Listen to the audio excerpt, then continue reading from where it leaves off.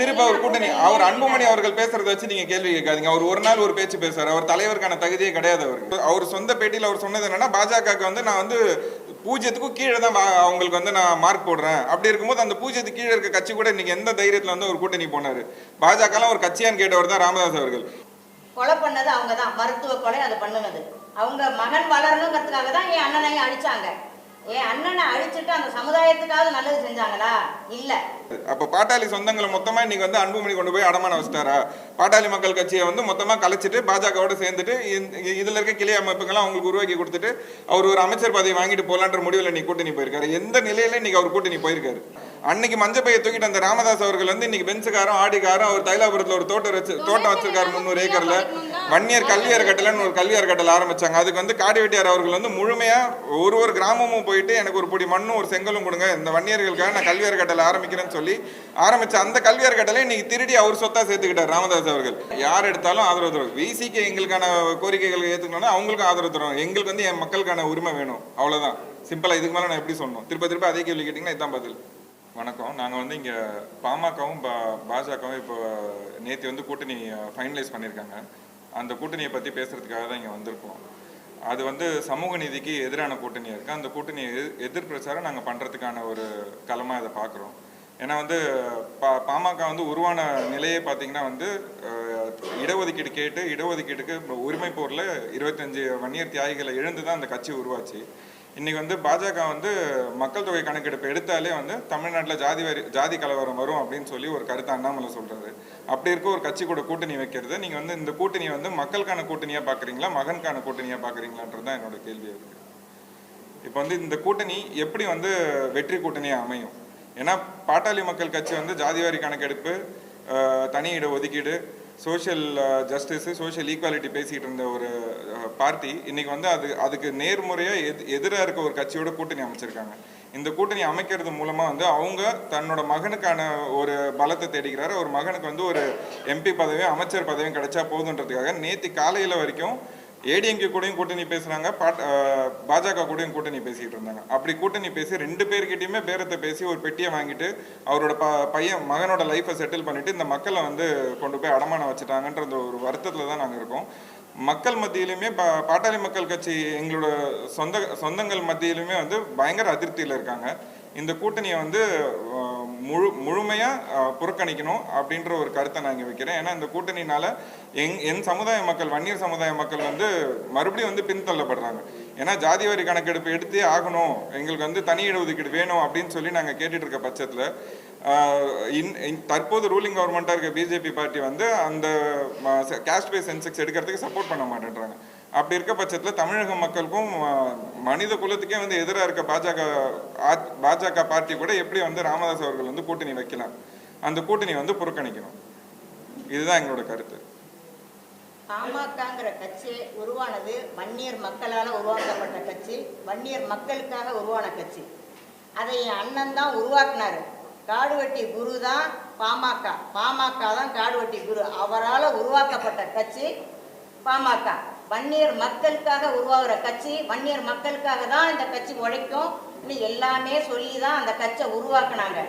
ஆனால் கட்சி உருவாகி காடுவெட்டி குரு என் அண்ணன் இருக்கிற வரைக்கும் மக்களுக்காக போராடினாங்க. மக்களுக்காக, வன்னியர் மக்கள் வாழ்வுரிமைக்காக எல்லாமே செய்தார் எங்கள் அண்ணன். அந்த 25 தியாகிகளுக்கு குடும்பத்துக்கு வருஷத்துக்கு 1 லட்ச ரூபாய் எங்கள் அண்ணன் கொடுத்தாரு. என் அண்ணன் இறந்ததுக்கு அப்புறம் கொடுக்குறாங்களா? இல்லை. வன்னியர்களுக்கான கட்சின்னு சொன்னாங்க. இன்னைக்கு வன்னியர்களுக்கு இடஒதுக்கீடு 20% சொன்னாங்க. அப்புறம் உள் ஒதுக்கீடுன்னு வந்து அவங்கள கேட்டாங்க. இப்போ 10.5 கேட்டாங்க. அதுவும் கொடுக்கல, கோர்ட்டில் நிலுவையில் இருக்கு. மிகவும் தாழ்த்தப்பட்ட நிலையில வன்னியர் சமுதாயம் அழிவோட விளிம்புக்கு போயிடுச்சு. அந்த சமுதாயம் முன்னுக்கு வரணுங்கிறதுக்காக தான் காடுவெட்டியாரோட ரத்தம் நாங்கள் வன்னியர் சமுதாயத்துக்கு ஏன் உறவு, ஏன் சொந்தம், ஏன் ரத்த பந்தம் நல்லா இருக்கணுங்கிறதுக்காக அவரோட ரத்த பந்தங்களாகிய நாங்கள் இறங்குறோம்.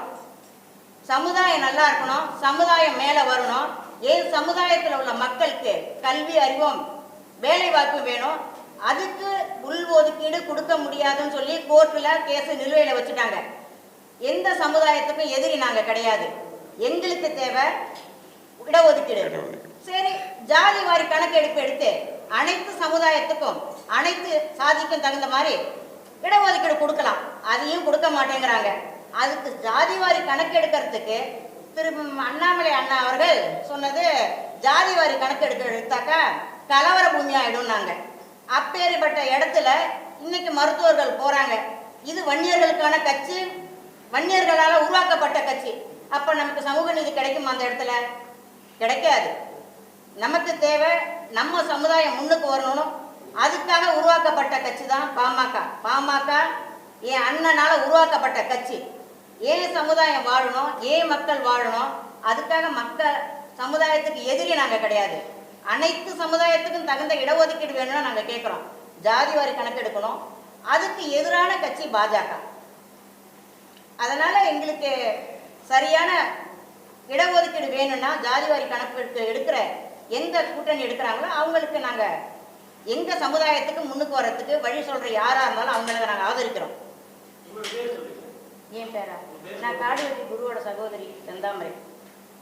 2 மாசமா அண்ணாமலை அவர்கள் வந்து ரேலி மாதிரி போயிட்டு தான் இருந்தார். எந்த இடத்துலையுமே வன்னியருக்காக எதுவுமே பேசவும் இல்லை, வன்னியர் இடஒதுக்கீடு ரிசர்வேஷனுக்காக எதுவுமே பேசவும் இல்லை. அப்படிப்பட்ட ஒரு கட்சி கூட வன்னியர்களுக்காகவே உருவாக்கப்பட்ட கட்சி பாமக. இவர் எப்படி போய் கூட்டணி வைக்கலாம் அந்த இடத்துல? பிஜேபி வந்து இப்போ கூட ரிசர்வேஷனுக்காக ஏடிஎம்கேலேருந்து, அதாவது போன எலெக்ஷனில் வந்து ஏடிஎம்கேலேருந்து இந்த மாதிரி ரிசர்வேஷன் கொடுத்துருந்தாங்க. அதை தடுத்ததும் பிஜேபி. அப்படி இருக்கல எப்படி இந்த பிஜேபி கூட அவர் கூட்டணி வைக்கலாம்? இன்னைக்கு ராமதாஸ் அவர்கள் வந்து அவரோட அடிப்படை கொள்கையாக இருந்த அந்த கட்சி உருவாக்கின அடிப்படை கொள்கை என்னமோ சோஷியல் ஜஸ்டிஸ் என்னென்னு அவர் பேசிகிட்டு இருந்தார். எத்தனால மக்கள் சமத்துவம் பேசினவர், சோஷியல் ஜஸ்டிஸ் பேசினவர், இன்னைக்கு அது எல்லாத்தையுமே கைவிட்டுட்டார். காடுவெட்டி குரு அவங்களோட ரத்தமாக நாங்கள் வந்து எங்கள் சமுதாய மக்களுக்காக நாங்கள் குரல் கொடுக்குறோம். எங்கள் சமுதாய மக்களுக்கான நலனுக்காகவும் இடஒதுக்கீடுக்காகவும் நாங்கள் அந்த விஷயத்தை கையெடுத்து நாங்கள் போராடுவோம்.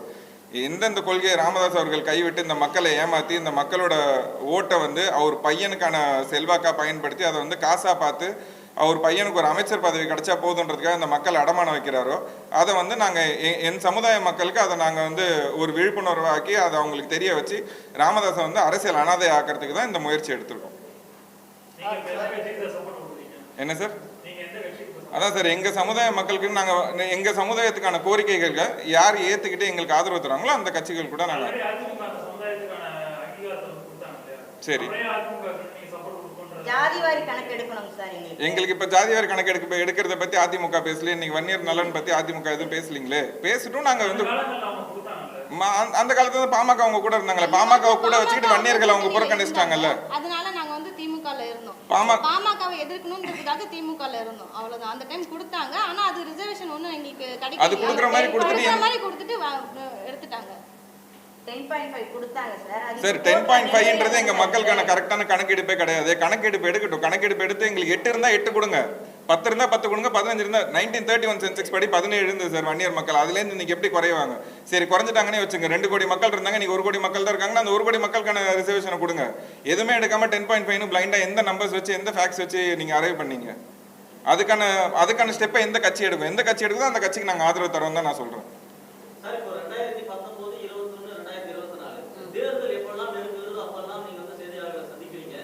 இதுக்கு முன்னாடி நான் எல்லா இன்டர்வியூ கொடுத்துக்கிட்டு தான் இருக்கேன். இல்ல நீங்க என்ன இப்பதான் பாக்குறீங்கன்னு சொல்லுங்க. நான் கடந்த 4-5 வருஷம் மாமா காடுவெட்டியார் அவர்கள் மறைவுல இருந்து நான் ஒரு நிகழ்வு அப்பவும் நான் பத்திரிகையாளர்களை சந்திச்சு பேட்டி கொடுத்துக்கிட்டு தான் இருக்கேன். லீகல் ஆக்ஷன்ஸ் எடுத்துட்டு இருக்கோம். மறைமுகமா சட்ட ரீதியா லீகல் ஆக்ஷன்ஸ் எடுக்கோம். திமுகலயும் நாங்க வந்து இடஒதுக்கீடுக்காக கொடுத்திருக்கோம். நாங்க இப்ப தற்போதைய இருக்க முதலமைச்சரை பார்த்து அதுக்கான கோரிக்கைகளை வச்சுட்டு இருக்கோம். எங்களோட போராட்டங்களை சட்ட ரீதியான போராட்டங்களை நாங்க கையெடுத்துட்டு இருக்கோம். எல்லா சேனல்ஸ்லயுமே நான் வந்து பேட்டி கொடுத்துட்டு இருக்கோம். எங்க குடும்ப சார்ந்த எல்லாருமே நாங்க பேட்டி கொடுத்துக்கிட்டு தான் இருக்கோம். இப்ப இன்னைக்கு கூட்டணி அது தவறான கூட்டணியா இருக்கு. கூட்டணிக்கு இவங்க போயிருக்காங்க. அது வந்து ஒரு வன்னியர்களுக்கான கட்சி. தவறான கூட்டணிக்கு போயிருக்காங்க. ஏன்னா அங்க ஜாதிவாரி கணக்கு எடுக்க கூடாதுன்னு சொல்லியிருக்காரு அவர்கள்.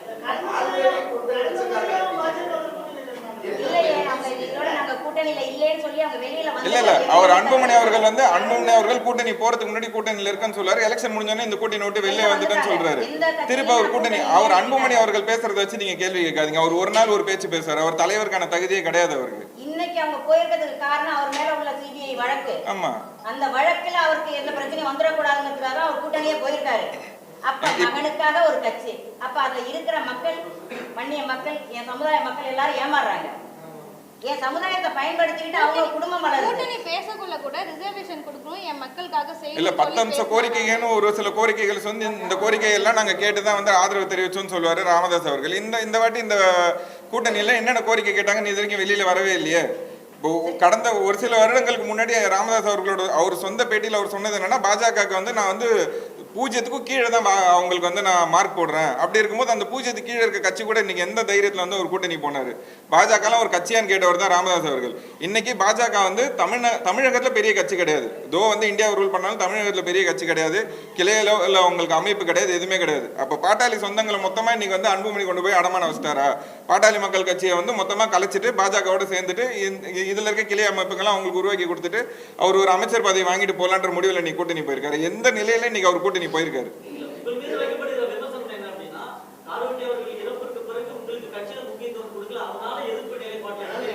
எதுக்கு எங்களுக்கு முக்கியத்துவம் கொடுக்கல? எங்க அண்ணனை கொலை பண்ணினதே அவங்கதான். 40 வருஷமா அந்த கட்சியில வந்து கஷ்டப்பட்டாரு. அந்த கட்சியை வளர்த்தவர் எங்க அண்ணன் தான். அந்த கட்சி பாட்டாளி மக்கள் செஞ்சதுல 40 வருஷத்துல 10 வருஷம் ஜெயில தான் இருந்தாரு. அந்த கட்சி வளரணும், ஏன் சமுதாயத்துக்காக நான் பாடுபடுவேன்னு பாடுபட்டாரு. அப்ப பாடுபட்டவரு கொலை பண்ணது அவங்க தான், மருத்துவ கொலை அது பண்ணுனது அவங்க. மகன் வளரணுங்கிறதுக்காக தான் என் அண்ணனையும் அழிச்சாங்க. என் அண்ணனை அழிச்சுட்டு அந்த சமுதாயத்துக்காக நல்லது செஞ்சாங்களா? இல்ல. இன்னைக்கும் அவர் மகன் மேல கேஸ் வந்துடக்கூடாது, அவர் மகன் ஜெயிலுக்கு போயிடக்கூடாதுன்னு ஒரு கூட்டணியவே அமைச்சிருக்காரு. அப்படிங்கக்குள்ள நாங்க இதை கேட்கற மாதிரி தானே இருக்கு. ஏன் சமுதாயம் கீழே போகுது? அழிவோட விளிம்புக்கு வந்திருக்கு இப்ப வன்னியரோட சமுதாயம். இந்த சமுதாயத்துக்காக ஒண்ணு இல்ல. ஆமா, 48 நாள் 24 மணி நேரமும் தூக்க ஊசி தான் போட்டாங்க எங்க அண்ணனுக்கு. மருத்துவமனையில இருந்தது நானு. அப்ப மருத்துவருக்கும் எனக்கும் அங்க தகராறு நடக்குது. தூக்க ஊசி போடாதீங்கன்னு சொல்றேன். அது இன்ஃபியூஷன் பம்புல வச்சு 24 ஹவர்ஸும் தூக்க மருந்து போகுது. 48 டேஸ். ஒரு மனுஷனுக்கு 48 நாளும் 24 மணி நேரமும் தூக்க ஊசி போட்டா என்ன ஆவாங்க? Brain dead. இல்ல கட்சியில இருக்க அனைவருக்குமே இது தெரியும். அதுல தெரிஞ்சவங்க எல்லாம் கட்சி விட்டு வெளியில வந்துட்டாங்க. அதுல தெரிஞ்சவங்க பல பேர் கட்சி விட்டு வெளியில வந்துட்டு எங்க கூட தொடர்புல இருக்காங்க. இப்ப ஏதோ அதை விட்டு வெளியில வர முடியாத பல சூழ்நிலையில அவங்க மேல கேஸ் இருக்கும். சூழ்நிலை கையா மாட்டிட்டு உள்ளவங்க மட்டும்தான் அங்க இருக்காங்க. வேல்முருகன் அவர்களும் பாடாளர்கள் கட்சியிலிருந்து வெளியே வந்தவர் தான். அவரும் அந்த சமுதாயத்து மக்களுக்காக குரல் கொடுக்கிறவர் தான். ஏன் அவரோட இணைந்து உங்களால செயல்பட முடியும்?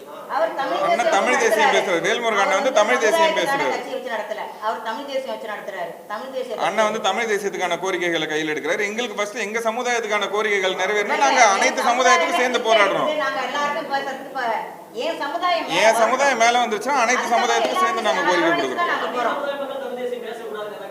அது கட்டாயம் கிடையாது. சமுதாயமே கீழே இருக்கக்குள்ள ஃபர்ஸ்ட் இதுதான் உயர்த்த முடியும். அப்படி கிடையாது. அது எல்லா சமுதாய மக்களும் இருக்காங்க, எல்லா ஜாதி மக்களும் இருக்காங்க. நாங்க எங்க சமுதாயம் அதுதான் சொல்றோம், ஒன்றிணைச்சு போறோம். மத்தவங்க சாப்பிட்டு அடுத்தவங்களுக்கு கொடுக்குறேன். எங்களோட மக்கள் வந்து 40 ஆண்டுகளா இந்த கட்சி பாட்டாளி மக்கள் கட்சின்னு ஒரு கட்சி இடஒதுக்கீடு போராட்டத்துல உயிர் நீத்தவங்களோட அந்த சபத்துல ஆரம்பிச்ச கட்சி தான் அது. அந்த கட்சி வந்து இன்னைக்கு 35 ஆண்டுகளா அந்த கட்சி ஆரம்பிச்சு என் மக்கள் இன்னும் பின்தங்கிய நிலையில தான் இருக்காங்க. அன்னைக்கு மஞ்சப்பையை தூக்கிட்டு அந்த ராமதாஸ் அவர்கள் வந்து இன்னைக்கு பென்ஸுக்காரும் ஆடிக்காரும் அவர் தைலாபுரத்துல ஒரு தோட்டம் வச்சிருக்காரு 300 ஏக்கர்ல. வன்னியர் கல்வி அறக்கட்டளைன்னு ஒரு கல்வி அறக்கட்டளை ஆரம்பிச்சாங்க. அதுக்கு வந்து காடி வெட்டியார் அவர்கள் வந்து முழுமையா ஒரு கிராமமும் போயிட்டு எனக்கு ஒரு பொடி மண்ணும் ஒரு செங்கலும் கொடுங்க, இந்த வன்னியர்களுக்காக நான் கல்வி அறக்கட்டளை ஆரம்பிக்கிறேன்னு சொல்லி ஆரம்பிச்ச அந்த கல்வி அறக்கட்டளை இன்னைக்கு திருடி அவர் சொத்தா சேர்த்துக்கிட்டார் ராமதாஸ் அவர்கள். அவரை பத்தி பேசுறதுக்கு தான் நாங்க இங்க வந்திருக்கோம். அவர் வந்து இந்த மக்களை இன்னும் சுரண்டி தின்னிக்கிட்டு இருக்காரு. அவரோட பையனுக்கு வந்து பெட்டி சேர்க்கறதுக்கும் அவரோட சொத்து சேர்க்கறதுக்கும் அவர் பையனுக்கு ஒரு அமைச்சர் பதவி கிடைக்கணுன்றதுக்காக கூட்டணி பேசுவார். என்னென்ன டிராமா வேணாலும் போடுவார், யார் காலில் வேணாலும் விழுவார், எவ்வளவு கீழ்த்தனமா வேணாலும் ராமதாஸ் அவர்கள் போவார். அதை நாங்க வந்து எக்ஸ்போஸ் பண்றதுக்கு தான் வந்திருக்கோமே தவிர எங்களுக்கு வந்து மற்ற சமுதாயத்து மேல எங்களுக்கு எந்த காழ்ப்புணர்வும் கிடையாது. எல்லாரும் சேர்ந்து வளரலாம். ஃபர்ஸ்ட் ஏன் சமுதாய மக்கள் 30 ஆண்டுகளா இன்னும் வந்து வட மாவட்டங்கள்ல இப்போ வந்து சென்செக்ஸ் டேட்டா அசம்பிளியில ரிலீஸ் பண்ண டேட்டா படி பாத்தீங்கன்னா 17% மக்கள் வட மாவட்டங்கள்ல வந்து இன்னும் வந்து குடிசை வீட்டில் தான் இருக்காங்க. அந்த 17%த்துல 80% வன்னியர் மக்களாக தான் இருக்காங்க. அப்படி இருக்க பட்சத்தில் நாங்களே இன்னும் கீழ்த்தங்கிய நிலையில் இருக்கும்போது நாங்கள் எங்களுக்கான கோரிக்கைகளை முதல்ல கேட்குறோம். நாங்கள் மற்றவங்க வளரக்கூடாதுன்னு சொல்ல, நாங்கள் சேர்ந்து வளர்றோம், ஃபர்ஸ்ட் நாங்கள் வளர்ந்துடுறோன்றது தான் என்னோட கோரிக்கையாக இருக்குது. நான் வளரணுன்றதுனா நான் என்ன சொல்கிறேன்னா, மக்கள் தொகை கணக்கெடுப்பு எடுங்க, எங்களுக்கு என்ன ரிசர்வேஷன் இருக்குதோ அதை கொடுங்க, அதுக்கு யார் சப்போர்ட் பண்ணுறீங்க, அதுதான் என்னோட கேள்வி. அதை பற்றி ராமதாஸ் அவர்கள் கைவிட்டுட்டார். ராமதாஸ் அவர்கள் கடந்த ஒரு 6-7 மாசமா மக்கள் தொகை கணக்கெடுப்பு பற்றி எதுவுமே பேசவே இல்லை. ஜாதிவாரி கணக்கெடுப்பு பற்றி பேசல, 10.5க்கான கோரிக்கைகளை பற்றி எதுவுமே பேசல. அவர் வந்து இந்த கூட்டணி பேசுறதுக்கும் பேரம் பேசுறதுக்கும் மாறி மாறி எல்லா கட்சிகளோட வீட்டு வாசலில் போய் நின்றுட்டு வந்தவர் தான் ராமதாஸ் அவர்கள். அவர் எந்த இடத்துலையுமே வந்து மக்களுக்கான நலனை பற்றி ஒரே ஒரு இடத்துல கூட அவரோட கருத்து சொல்லி, இன்னைக்கு கூட்டணி முடிவு பண்ணி காலையில் ப்ரெஸ் மீட் வச்சாங்க, அந்த ப்ரெஸ் மீட்டில் கூட இந்த மக்களுக்கு இதை செய்வோம்னு நம்ம ஒரே ஒரு வார்த்தை கூட சொல்ல அவர். இது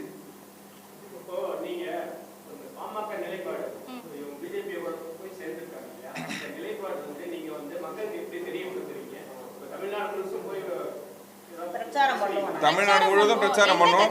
பத்திரிகையாளர் நீங்க தான் அதுக்கான உதவியை செய்யணும், நீங்க தான் இதை கொண்டு போய் சேர்க்கணும் எல்லாருக்கிட்டையுமே. தமிழ்நாடு முழுவதும் நாங்கள் 21 எலெக்ஷன்லையுமே அதே பிரச்சாரத்தை பண்ணோம். இப்பயுமே வந்து எங்களுக்கு யார் ஆதரவு கொடுக்குறாங்களோ அவங்க மூலியமா எல்லா தமிழக முழுவதும் பாமகவை எதிர்த்து நாங்கள் பிரச்சாரம் பண்ணுவோம். வன்னியர் தலைவர் எல்லாரும் ஒருங்கிணைத்து தான் இருக்கும். ராமதாஸ் அவர்களை தவிர மிச்சம் எல்லாருமே ஒருங்கிணைத்து தான் இருக்கும். எல்லாருமே ஒன்னா தான் இருக்கும். அண்ணா அவங்க கூட எல்லாரும் கூட தொடர்பில் தான் இருக்கும். எல்லாரும் ஒன்னா தான் இருக்கும். பாமகல இருக்கவங்களே எங்களுக்கு சப்போர்ட் பண்ண. என்ன சார்? சாரி,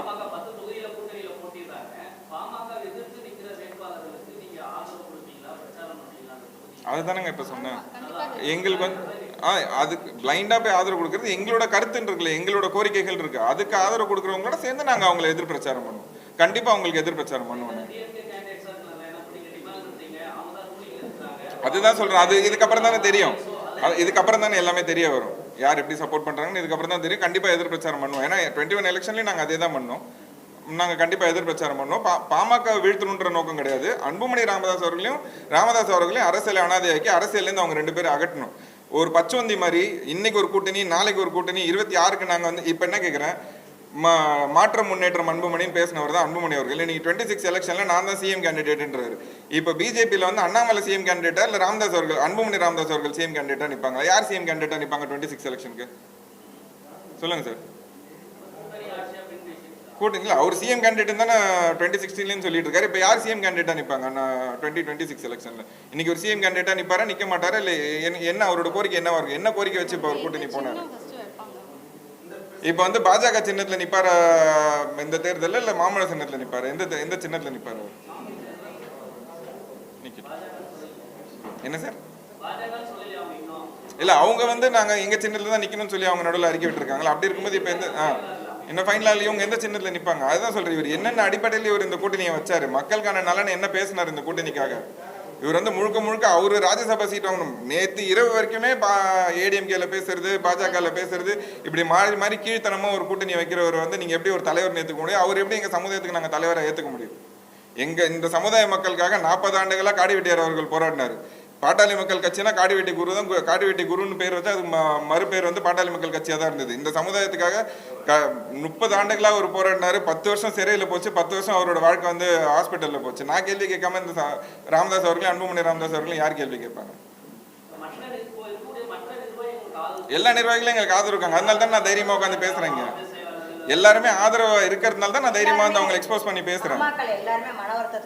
எல்லாருமே அவ்வளவு அதிருப்தியில இருக்காங்க. இப்ப கிரவுண்ட் ரியாலிட்டின்னா யார் அவங்களுக்கு ஆதரவு கொடுக்குறாங்கன்னு நினைக்கிறீங்க? எல்லாருமே அதிருப்தியில இருக்காங்க. அதான் சொல்ற சூழ்நிலை கைதியா எல்லாரும் மாட்டிட்டு இருக்காங்களா? அவங்கவுங்க மேல வழக்கு இருக்கு, அவ்வளவு பிரச்சனை இருக்கு. அவங்க அவ்வளவு செலவு பண்ணி எலெக்ஷன் கண்டெஸ்ட் பண்ணிருக்காங்க. எல்லாருமே பிளைண்டா வந்துட்டாங்கன்னா நாங்க எப்படி சப்போர்ட் பண்றோம்ன்றது இருக்குல்ல.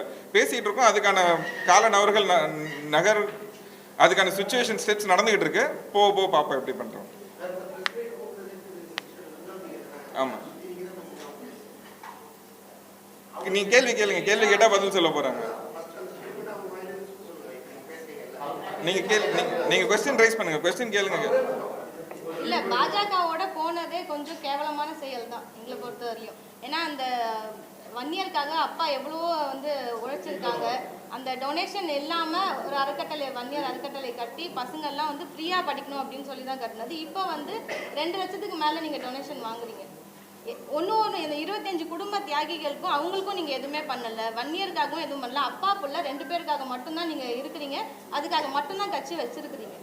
அதனால தான் பிஜேபி போயிருக்காங்க. பிஜேபி போனப்ப கூட நீங்க ரிசர்வேஷனுக்காக பேசல, வன்னியர்களுக்காக எதுவும் பேசல. அப்படி இருக்குள்ள அது எப்படி எங்களால் ஏற்றுக்க முடியும்?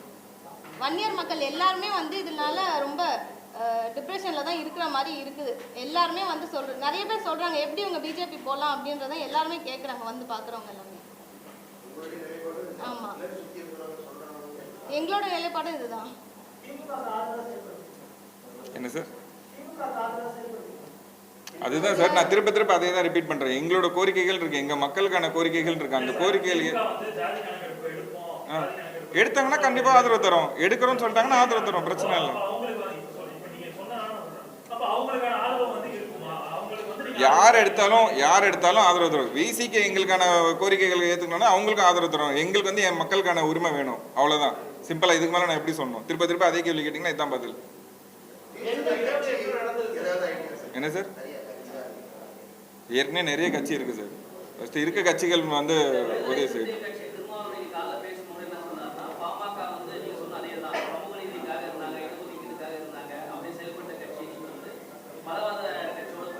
ஆமா, மதவாதத்துக்கு வந்து எதிராக இருந்தவர் ராமதாஸ் ஐயா அவர்கள். மதவாதத்துக்கு அவரோட அடிப்படை கொள்கையே வந்து மதவாதத்துக்கு எதிராக இருக்கவர் தான். பிஜேபி வந்து முழுக்க மதவாதத்தை திணிக்கிற கட்சி தான். மதவாதத்தை திணிக்கிற கட்சி, இந்திய திணிக்கிற கட்சி. அந்த கட்சி கூட இன்னைக்கு எப்படி கூட்டணி போறாரு? அப்ப அடிப்படை கொள்கையவே எழுந்துட்டு ஒரு ஃபண்டமெண்டல் ஸ்ட்ரக்சரே தகர்த்துட்டு போற ஒரு ராமதாஸ் அப்படின்னா அவர் எந்த அளவுக்கு ஒரு கீழ்த்தரமான அரசியல்வாதியை பார்ப்பீங்க நீங்க?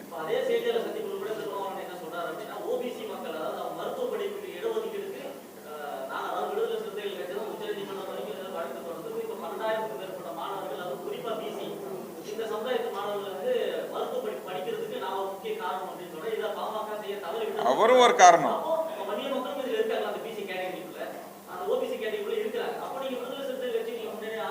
அதான் சொல்றேன். இப்ப நான் அவங்க எதிர்க்குன்னு சொன்னேன்னா அதான் சொல்றேன். யார் எங்களுக்கு சப்போர்ட் பண்ணாலும் சப்போர்ட் பண்றேன். அவரும் அதுக்கு ஒரு காரணம். அவர் மட்டும் காரணம் இல்ல, அவரும் அதுக்கு ஒரு காரணம். இன்னும் மற்ற சிலருக்கும் அதுக்காக போராடி லீகல் ஃபைட் பண்ணி எல்லாமே வாங்கி கொடுத்துருக்காங்க. அவ்வளவுதான்.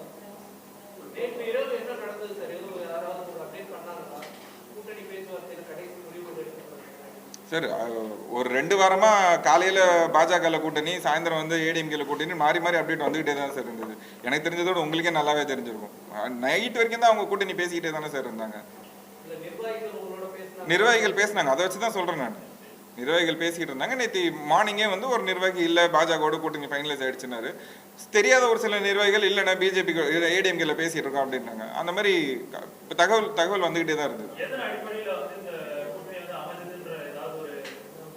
அவர் பையனுக்கு ராஜ்யசபா சீட் வேணும் சார். கேஸ் இருக்கு, அவர் பையன் அந்த கேஸ்ல இருந்து தப்பிக்கணும். ஊழல் அரசியல்வாதி அன்புமணி ராமதாஸ் அவர்கள் அந்த கேஸ்ல இருந்து அவர் தப்பிக்கணும். என்ன சார்? அவங்க பேசுவாங்க சார். ராஜ்யசபா சீட் அவருக்கு வேணும்ன்றது ஒரு கோரிக்கை. மினிஸ்ட்ரி ஆஃப் ஸ்டேட் எப்படியாவது கையில காலில் விழுந்தது, ஏதாவது ஒரு மினிஸ்டரா மறுபடியும் ஆயிடலாமா, மினிஸ்ட்ரி ஆஃப் ஸ்டேட்டாவது வாங்கிடலாமான்ற ஒரு நப்பாசையில போயிருக்காரு அன்புமணி அவர்கள். அது அந்த ஒரே ஒரு கான்செப்ட் வச்சு தான் இந்த கூட்டணி ஃபைனலைஸ் ஆச்சு, வேற எதுவுமே கிடையாது.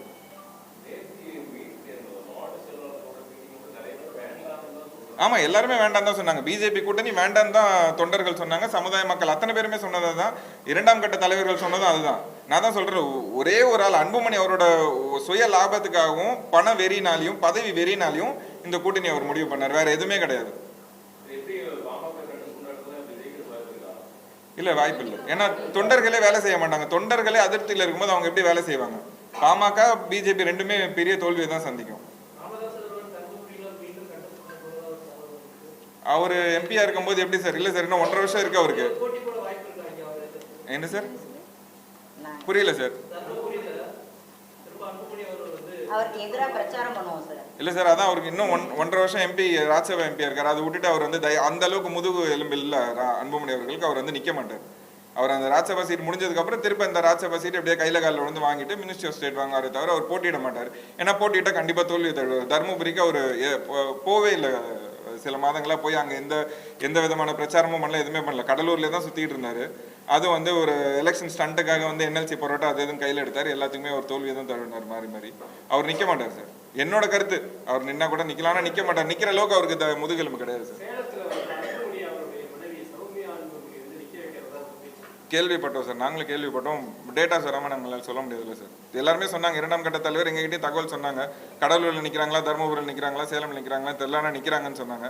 அதான் சார், இப்போ கட்சி இளைஞரணி தலைவராக இருந்தார் அன்புமணி அவர்கள். இப்போ கட்சி தலைவராக பதவி கொடுத்துட்டீங்க, ராஜ்யசபா சீட் அவர் கொடுத்தீங்க, ஹெல்த் மினிஸ்டர் அவர் கொடுத்தீங்க. மொத்தமா பையனுக்கு மகனுக்கு மட்டும்தான் கட்சி நடத்தணும்னா பாட்டாளி மக்கள் கட்சியின் பேரை மாதிரி பாட்டாளி மகன் கட்சி, பாட்டாளி மருமகள் கட்சியின் பேரை மாதிரி போகலாம். ஏன் இந்த சமுதாயத்திலேயோ இல்லை பாட்டாளி மக்கள் கட்சியிலையோ ஒரு பெண்மணி கூட இல்லையா? சௌமியா அவர்களுக்கு தான் அந்த பதவியை கொடுக்கணும், எம்பி சீட்டு. 25 தியாகிகள் உயிரை விட்டதுனால தான் நீ இன்னைக்கு சோறு திங்கிற. 25 பேர் உயிர் விட்டதுனால தான் அன்புமணி இன்னைக்கு 3 வேளை சோறு திங்க முடியுது. அப்படி இருக்கும்போது அவங்க குடும்பத்தில் ஒருத்தர் கூட்டு கொடுத்தா என்ன? ராஜ்யசபா சீட் வாங்குறதுல அந்த 25 குடும்பத்தில் ஒருத்தர் கொடுத்தாங்க. ஏன் அதுக்கெல்லாம் வந்து அவருக்கு தைரியம் இல்லை, அதுக்கு திராணி இருக்கா? அவருக்கு யாரோ ஒருத்தர் நிக்க வச்சு ஜெயிக்க வச்சு காமிச்சிருவாரு. அவர் நிக்க வைக்கிட்டு நான் போய் பிரச்சாரம் பண்றேன் பாட்டாளி மக்கள் கட்சிக்கு. 25 குடும்பத்தை யாருக்கா ஒருத்தர் திறமை உள்ளவங்க கிடையாதா? அன்புமணி சௌமியா அவங்கள தவிர திறமையானவங்க யாருமே கிடையாதா?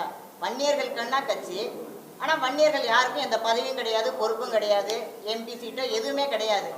இன்னைக்கு மனைவி நிக்க வைப்பாரு, அடுத்த எம்எல்ஏ எலெக்ஷன்ல ஒரு பொண்ணை நிக்க வைப்பாரு, மகளை நிக்க வைப்பாரு, அதுக்கு அடுத்த எலெக்ஷன் லோக்கல் பாடி எலெக்ஷன்ல ஒரு மருமகன் நிக்க வைப்பாரு. இப்படியே நிக்க வச்சுக்கிட்டே இருப்பாங்க.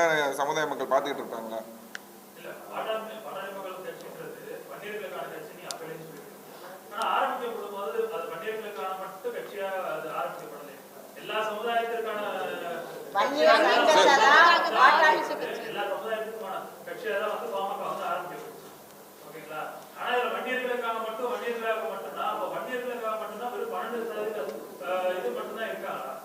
வன்னியர் சங்கமா இருந்ததான் பாட்டாளி கட்சியா இருந்து பாட்டாளி மக்கள் கட்சி அவங்க மாத்தினது. முதல்ல வன்னியர் சங்கம் தான் சார். உயிர் விட்டு 25 பேர் யார் சார்? உயிர் விட்டு 25 பேர் யார் சார்? வன்னியர்கள் தான். என்ன சார்? 25 பேர் அதுதான் சார், அவங்களோட கொள்கை அப்படிலாம் வச்சிருக்காங்க சார். ஊரை ஏமாத்துறதுக்கு என்ன கொள்கை வேணாலும் வச்சிருப்பாரு. அவர் வந்து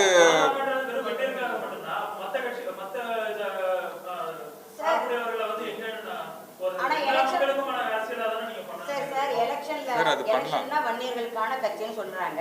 எலெக்ஷன் முடிஞ்சு ஜெயிச்சுட்டாங்க, பதவியில எல்லாம் இருந்தாங்க, 18 எம்எல்ஏ இருந்தாங்க, 5 எம்பி எல்லாம் இருந்தாங்க. அப்ப அனைத்து சமுதாயத்துக்குமான கட்சின்னு அப்ப சொல்லுவாங்க. ஆனா எலெக்ஷன் வரக்குள்ள வன்னியர்களுக்கான கட்சி, வன்னியர்களுக்காக தான் நாங்க உருவாக்குனது இப்படிதான் சொன்னாங்க. அப்படி சொல்லிதான் அந்த கட்சியை வளர்த்தாங்க. கிராமமா போய் எங்க அண்ணன் தான் பிரச்சாரம் பண்ணாரு, வன்னியர் மக்கள் முன்னுக்கு வரணும், கல்வி வேலை வாய்ப்புல முன்னுக்கு வரணும்னாரு. இன்னைக்கு எந்த சமுதாயத்துல ஒரு வீட்டுல ஒரு வன்னியனுக்கு வேலை இருக்கா? கவர்மெண்ட் வேலை இல்ல. மாடு மேய்ச்சிட்டு இருக்காங்க ஒவ்வொரு வன்னியனும், சாப்பாட்டுக்கு வழி இல்லை. ஒரு வீட்டுல ஒரு வன்னியனுக்கு, ஒவ்வொரு வீட்டுல ஒவ்வொரு வன்னியனுக்கும் ஒரு கவர்மெண்ட் ஜாப் இருக்கா? இல்ல. கவர்மெண்ட் ஸ்கூல் ஏன் கவர்மெண்ட் ஸ்கூல்ல படிக்கிறதுக்கு அவன் திங்கிறதுக்கு சோறு திங்கிறதுக்கு வேணும்ல. சின்ன ஒரு 8வது வரைக்கும் படிக்கிறாங்க, 10வது வரைக்கும். 10வது படிச்சவனுக்கு என்ன வேலை கிடைக்கும் சார்? இப்ப 8வது படிக்கிற வசதி இல்லையே, 12வது படிக்கிறவங்க. அதுக்கு மேல அவன் ஏதாவது சம்பாதிச்சாதானே அவன் வீட்டுல உள்ளவங்களுக்கு சாப்பாடு போட முடியும். அவன் தாய் தந்தைக்கு சாப்பாடு போடணும்ல. அப்ப அவன் உழைச்சாதானே அவன் சாப்பாடு போட முடியும். அப்ப அவன் ஏதாவது சம்பாதிக்கணும்ல. அப்படி மாடு மேய்க்கவும் கூலி வேலைக்கு தானே போயிட்டு இல்ல சார். 30 வருஷம் இந்த கட்சியை வச்சு, 30 வருஷம் இந்த சமுதாய மக்கள் வச்சுதான் ராமதாஸ் அவர்கள் வளர்ந்தாரு. இந்த சமுதாய மக்களுக்கு என்ன பண்ணாரு ராமதாஸ் அவர்கள்? அன்புமணி அவர்கள் என்ன செஞ்சார்? இந்த சமுதாயம் ஹெல்த் மினிஸ்டர் ஆனார். எத்தனை பேர் வந்து அவர் டாக்டர் ஆக்கியிருக்காரு? ஒரு காலேஜ்ல மெடிக்கல் சீட் 5 மெடிக்கல் சீட்டை வித்து சொத்து சேர்த்தாரு அன்புமணி அவர்கள். ஃபேமிலிக்கும் ஒரு ஆயா வேலை வாங்கி கொடுத்தா கூட மாசம் 15,000 சம்பளம் கிடைக்கும், வாங்கி கொடுத்தாரு. அந்த குடும்பத்துக்கு எங்க காடிவெட்டியார் இருக்க வரைக்கும் 1 லட்சம் ரூபாய் வருஷத்துக்கு நிதி கொடுத்தாரு. வன்னியர் சமுதாயத்தோட அவர் மெடிக்கல்ல வந்து மினிஸ்டரா இருந்தாரு. எத்தனையோ சமுதாய பலருக்கு செய்யறது மாதிரி வன்னியர் குடும்பத்தை சேர்ந்தவங்களுக்கும் ஒரு ஆயா வேலை, ஒரு குடும்பத்துல ஒருத்தருக்கு ஒரு கவர்மெண்ட் வேலை வாங்கி கொடுத்துட்டாரா சார்? அந்த குடும்பத்துக்கு 25 குடும்பத்துக்கு வந்து வீடு கட்டி தரேன்னு சொன்னார் சார் ராமதாஸ் அவர்கள். இன்னைக்கு எங்க சார் வீடு இன்னும் கட்டி செங்கல் வச்சு அடிக்கிட்டு இருக்காரு என்னன்னு தெரியல. அந்த குடும்பத்துல ஒருத்தருக்கு ஒரு வேலை வாங்கி கொடுத்திருந்தாருன்னா கூட அந்த குடும்பத்தோட லைவ்லிஹுட் நடந்திருக்கும். எதுவுமே பண்ணலையா? இந்த சமுதாயத்தை கைவிட்டு ஒரு ராமதாஸ் அவர்கள் தான் இந்த சமுதாயத்தை வச்சு தான் பொழப்பு நடத்துறாரு. இன்னைக்கு எதனால வந்து அவர் 2 கட்சி கூட மாறி கூட்டணி போறது? எந்த தைரியத்துல போறாரு? எந்த சமுதாயம் ஒரு பின்னாடி இருக்குன்னு ஒரு கூட்டணி போறாரு? வன்னியர் வாக்கு அவர்கிட்ட இருக்குன்றதுனால தானே போறாங்க. மற்ற சமுதாயத்தோட வாக்கு அவரால் வாங்கிட முடியுமா? அவர் வன்னியரான வாக்கே இப்ப இழந்துட்டு நிக்கிறாரு. அப்படி இருக்கும்போது நீங்க இது வன்னியருக்கான கட்சி இல்லைன்னு எப்படி சொல்றீங்க? அன்புமணி ராமதாஸ் அவர்கள் வந்து கையில பானை சின்னத்தை தானே போட்டு உட்காந்துருக்காரு, வன்னியர் சட்டியை தானே போட்டு உட்காந்துருக்காரு. அதியா பண்ணாரு. வன்னியருக்கான கட்சின்னு சொன்னதும் அன்புமணி அவர்கள் தான். இது வன்னியருக்கான கட்சி இல்லைன்னு சொன்னதும் அன்புமணி அவர்கள் தான். அதுதான் அன்புமணி அவர்கள் சொல்றதை வச்சு நீங்க கேள்வி கேட்டீங்கன்னா அதுக்கு பதிலே கிடையாது. அவர் காலையில ஒண்ணு பேசுவார், நைட் ஒண்ணு பேசுவார், மாத்தி பேசுறது அவரோட பழக்கம்.